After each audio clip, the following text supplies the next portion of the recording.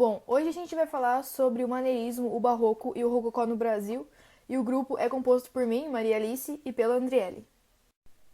Aqui é o sumário, onde a gente vai abordar primeiro uma revisão de tudo que a gente viu no passado sobre esses três temas, depois a gente vai fazer uma introdução sobre como que estava aqui no Brasil na época colonial, enfim, e por último a gente vai falar sobre os três temas aqui no Brasil. Bom, agora a gente vai fazer uma revisão de tudo que a gente aprendeu ano passado. Maneirismo. Surgiu na Itália no século XVI, no período entre o Renascimento e o Barroco. Tinha uma revisão dos valores clássicos. Era uma arte perturbadora, exagerada e sofisticada. Retratava muito a luz e a sombra, tinha muitos detalhes. Alguns artistas eram o El Greco e o Giorgio Vasari. Bom, essa primeira obra é do El Greco, que é o enterro de Conde de Orgaz, e a segunda obra também é do El Greco, que é a Vista de Toledo. Barroco. Teve início no começo do século XVI e surgiu na Península Itálica. Esse movimento, na verdade, foi uma reação da Igreja Católica contra a Reforma Protestante. E algumas características dele é a emoção que predomina sobre o racionalismo, e ele rompeu o equilíbrio entre o sentimento e a razão e entre a arte e a ciência. E alguns artistas desse tema é o Michelangelo, o Tintoretto e o Andrea Pozzo. Aqui a gente tem uma obra do Michelangelo, conhecida como O Juízo Final. Rococó. Desenvolveu-se na França no final do século XVII. Não era focado na igreja nem na religião. Usava-se muito a sensualidade e movimento nas obras. Tinha uma oposição ao barroco. Um dos artistas era o Gian Honoré Frago. Na arquitetura tinha muitos detalhes nos cômodos, móveis e objetos, e muitas vezes com detalhes em ouro. Eles gostavam muito de mostrar o quanto dinheiro tinham através disso. A primeira obra se chama O Balanço, do Fragonard, de 1768, e a segunda se chama A Lembrança, de Fragonard também, da data de 1775 a 1778. Bom, agora eu vou dar uma introdução de como é que estavam as coisas aqui no Brasil e também de algumas informações importantes que a gente precisa saber antes de se aprofundar nesses três estilos aqui no Brasil. Primeiro, esses três estilos aqui no Brasil, o maneirismo, o barroco e o rococó, eles estão ligados principalmente com a igreja, ou seja, eles são feitos na igreja ou são feitos para a igreja. Segundo, no período colonial, foram escolhidas 7 igrejas para serem implantadas aqui e virarem catedral. Só que atualmente a gente só encontra 3, a Catedral de Mariana, a de Belém e a de Olinda. E mais pra frente a gente vai mostrar alguma delas para vocês. E por último, é que em 1549, junto com o primeiro governador do Brasil, os jesuítas, eles vieram de Portugal para cá e desembarcaram em Salvador, trazendo atividades missionárias e pedagógicas. Com isso, eles também desenvolveram programas arquitetônicos nos centros urbanos e nas aldeias em que estavam em missão. E foi assim que surgiu esses 3 estilos aqui no Brasil enquanto a gente estava em colônia. A partir de agora, a gente vai falar sobre esses temas no Brasil e não mais na Europa. O maneirismo. Ele surgiu por volta de 1500 com a chegada dos portugueses e vem de fonte italiana, ou seja, surgiu na Itália. Esse termo ele é aplicado na arquitetura e nas artes visuais e empregado principalmente no setor da arte religiosa. Como eu falei antes, todos esses 3 temas eles são ligados principalmente com a igreja. Então, por isso que a maioria das coisas que a gente vai ver aqui vai ser só referente à igreja. Arquitetura maneirista.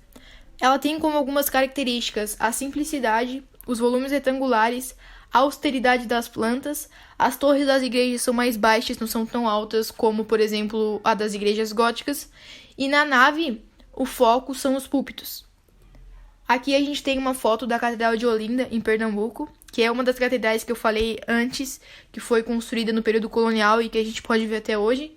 Ela foi iniciada em 1537, a sua construção, e a gente pode ver que as torres das igrejas não são tão altas e que ela também tem até aquelas marcas escuras aí por ser do período colonial e tá há bastante tempo aqui. Essa outra igreja aqui é a Catedral de São Luís do Maranhão e já é um pouco mais alta e mais nova do que a outra, e ela iniciou sua construção em 1677. Barroco no Brasil. Eu acredito que dos 3 temas que a gente trouxe, o barroco ele foi o que se deu mais forte, né, que teve mais influência e importância aqui no Brasil. Ele surgiu no século XVI e ele veio com o objetivo de catequização pela Igreja Católica. Ele foi influenciado pelo barroco português e mesmo ele tendo grande importância e influência aqui no Brasil, ele foi tardiamente introduzido na arquitetura religiosa e a sua primeira aparição foi nas decorações internas e não externas. Arquitetura barroca. Em algumas regiões do Brasil, ela foi diferente, como por exemplo em Minas e no Nordeste. Com a descoberta do ouro em Minas Gerais, algumas igrejas elas passaram a usar o ouro como uma forma de decoração. E mesmo o ouro sendo descoberto em Minas, as igrejas de lá elas optaram por não usar ele como uma decoração. Então, são poucas as igrejas de Minas Gerais que a gente encontra decorada com ouro. A arquitetura barroca ela tem algumas características, como desenhos variados e complexos nas igrejas, a extravagância e o efeito curvilíneo, e ela tem bastante detalhes em ouro, como eu expliquei antes. Aqui a gente tem a foto da Capela Dourada, localizada em Recife, em Pernambuco, e foi construída em 1696, sendo o primeiro templo brasileiro com decoração totalmente barroca. A gente pode ver que tem bastante detalhes em ouros, as obras são complexas e principalmente os detalhes, né? É bem detalhada e bastante complexos. Nessa outra foto aqui a gente pode ver a igreja de São Francisco de Assis, localizada em Salvador, na Bahia. Ela foi construída em 1686 e também é uma igreja decorada com ouro. Pode ver o teto, as paredes, tudo em detalhe em ouro e complexos também. Nessa outra igreja aqui, a gente tem a igreja de São Francisco de Assis, localizada em Minas Gerais, em Ouro Preto. Foi construída em 1771 e pode ver que ela não tem muito detalhe em ouro, como eu falei que as igrejas de Minas Gerais não usavam muito ouro como decoração. Essa igreja ela foi construída no estilo barroco por fora e por dentro ela tem elementos decorativos do rococó. E também foi a única igreja construída e projetada pelo arquiteto Antônio Lisboa, o famoso Aleijadinho.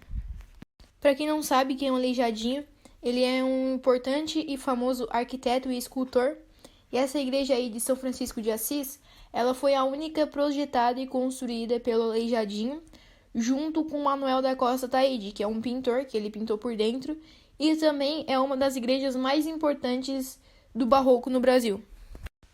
Para finalizar o assunto do barroco no Brasil, eu vou falar um pouquinho sobre a pintura barroca. Ela tem como características a religiosidade e são inseridas como uma forma de decoração nas igrejas, como por exemplo pinturas em paredes ou pintura no teto, enfim. Elas são figurativas, retóricas e moralizantes. O que é retórica? É tu usar uma linguagem para se comunicar de uma forma mais eficaz.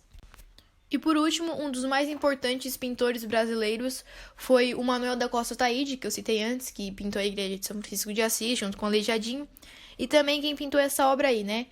Que se chama Ascensão de Cristo, foi feita em 1806, no forro da capela da igreja de Santo Antônio, em Minas Gerais.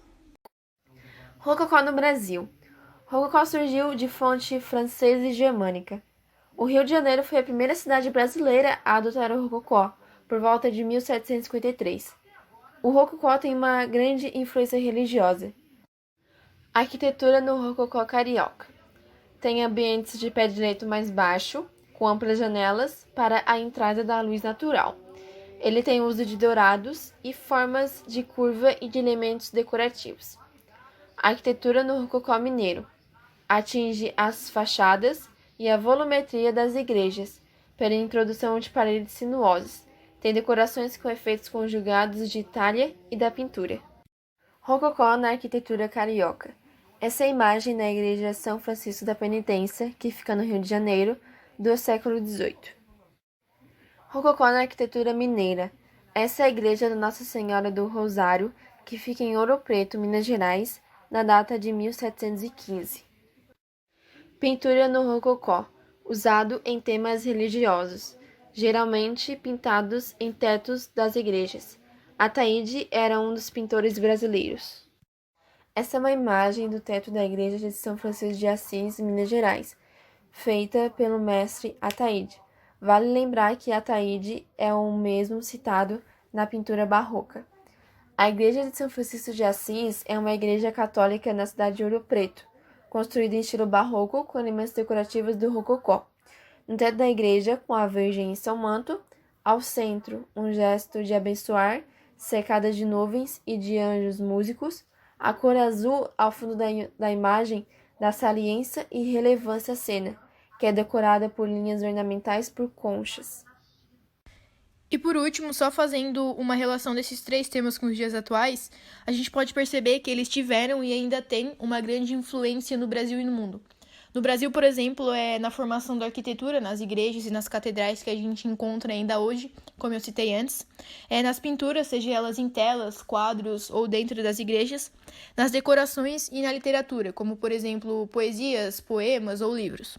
E no mundo a gente encontra nesses mesmos aspectos, só que de uma forma maior, como por exemplo filmes, séries ou programas de TV, em livros, em poesias, em poemas, na arquitetura, como nas diversas igrejas que a gente encontra ao redor do mundo, e também em músicas. E é basicamente essa a relação que a gente pode tirar desses temas com os dias atuais. Bom, essa foi a nossa apresentação. Eu espero que vocês tenham entendido e gostado. As referências da onde a gente pegou tudo. E é isso. Muito obrigada.